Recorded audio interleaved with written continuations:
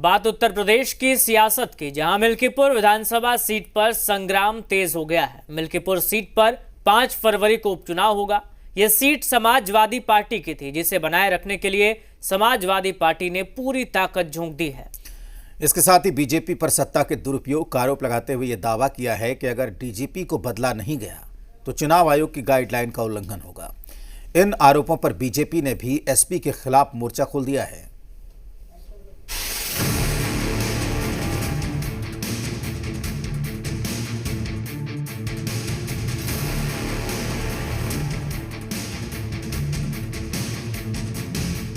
UP की मिल्कीपुर विधानसभा seat पर उपचुनाव की तारीख का ऐलान हुआ तो सियासी सरगर्मियां भी तेज हो गईं। एसपी नेता अमित जमाई ने बीजेपी पर सत्ता के दुरुपयोग का आरोप लगाते हुए दावा किया कि अगर यूपी के डीजीपी चुनाव के दौरान अपने पद पर बने रहते हैं तो इससे चुनाव आयोग की गाइडलाइंस का उल्लंघन होगा और चुनाव में गड़बड़ी हो सकती है। लिहाजा डीजीपी प्रशांत कुमार को हटाकर चुनाव कराया जाए।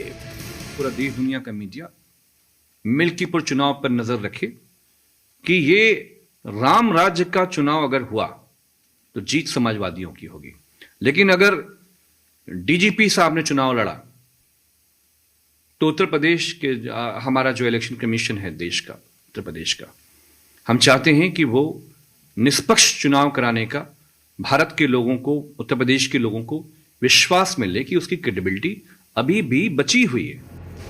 समाजवादी पार्टी ने मिल्कीपुर विधानसभा से सांसद अवधेश प्रसाद के बेटे अजीत प्रसाद को उम्मीदवार बनाया है, जबकि बीजेपी ने अभी तक प्रत्याशी का ऐलान नहीं किया है।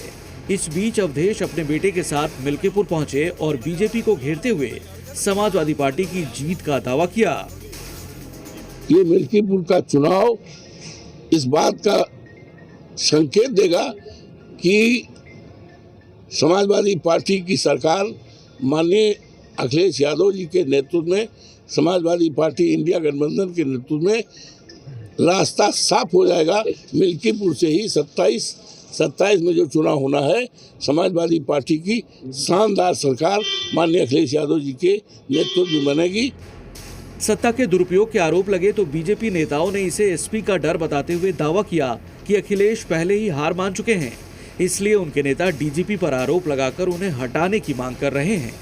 समाजवादी पार्टी हार की पेशबंदी में पहले से ही बयान करना शुरू कर चुकी है और समाजवादी पार्टी जानती है कि मिल्कीपुर का चुनाव जीतना उनके लिए आसान नहीं है, कठिन है। इसीलिए आज वो पहले से ही डीजीपी को हटाने की बात कर रहे हैं।